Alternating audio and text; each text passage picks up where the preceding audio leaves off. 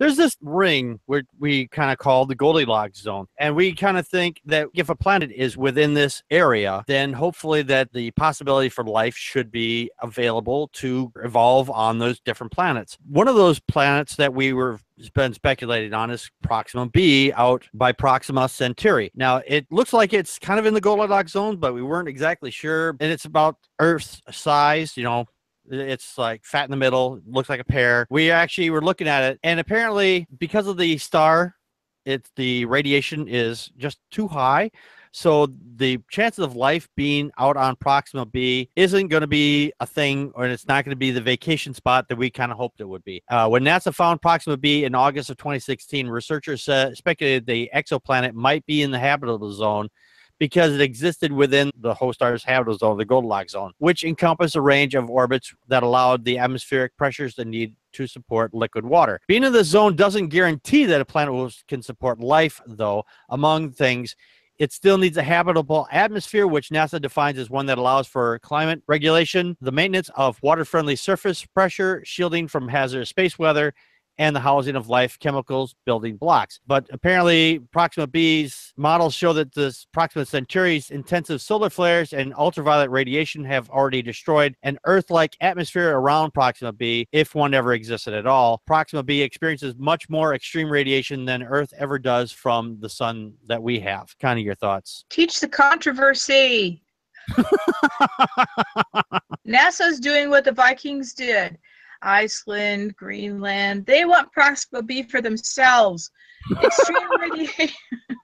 Extreme radiation, just get 1000 K sunblock like in RoboCop. There you go. But the artist's depiction, it looks so nice. I know, doesn't it? We could just land there tomorrow and just put up a tent. I know, and go surfing, and oh well. I think Proxima B realized that, we actually are coming there for the oil, and so they're like, oh no, just trash the planet. Scorched Earth, they're coming for us. Scorched Earth. That's all we're doing. That's all we're doing. We're like, wait, we've already trashed this planet. Where else can we go? We're like the brother in National Lampoon, the guy who shows up at Christmas Vacation in that trailer, Uh-huh. Well, we kind of can't go back there because we kind of lost our house, so we're living in the trailer now. Yep. I wish it was for different reasons. Our motivations to explore space are extremely selfish, and I'll just leave it at that. Okay. Tom, your thoughts? I think we're a little overly anxious to find where we can go because we're going to trash this place. We need to find a place to move to. So we're looking for a new house. Yeah. And we're getting to the point where we're feeling desperate. Our house is falling apart. We need a new house, and willing to take anything into consideration. You know what I'm thinking? That the life availability is okay. We just don't want to let Trump know because he'll want to send his trumpets there. So I believe there's life on many planets.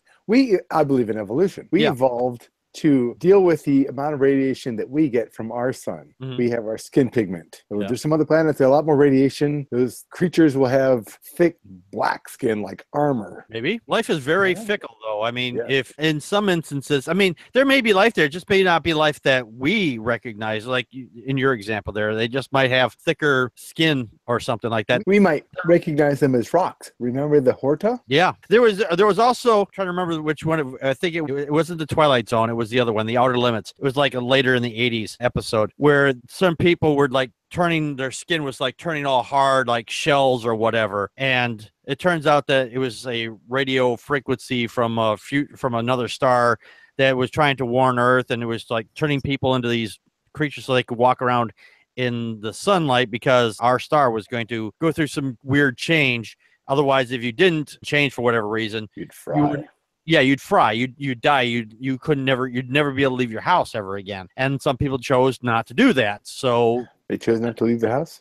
Yeah, they chose not to leave their house, so they decided not to have the changeover, so they could never leave their house. I mean, that's a very far. I'm not saying it's tinfoil hat, but it's sci-fi. I'm just saying, but it kind of goes along with your example, though. Atheist Ranger, your thoughts? Well, I think it does suck that this planet is not going to be habitable for us, but I hope at some point it does happen because we obviously need to get off this planet. I mean, There was a few weeks ago we did a article about Stephen Hawking about how if we're not off this planet within 500 years, I mean the human race is pretty much done for. Mm-hmm. You know, and speaking of that, just real quick, in an unrelated note, this came out like a couple weeks ago. Males are not producing as much sperm for whatever reason, no idea why. Especially like in the United States and other developed nations, they were saying that it might be stress, it might be what we're eating.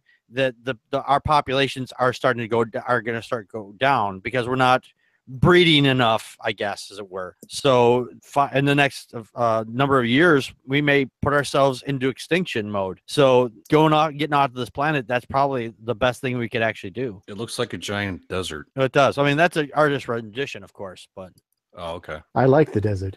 it's too hot. I mean, I need a spritzer.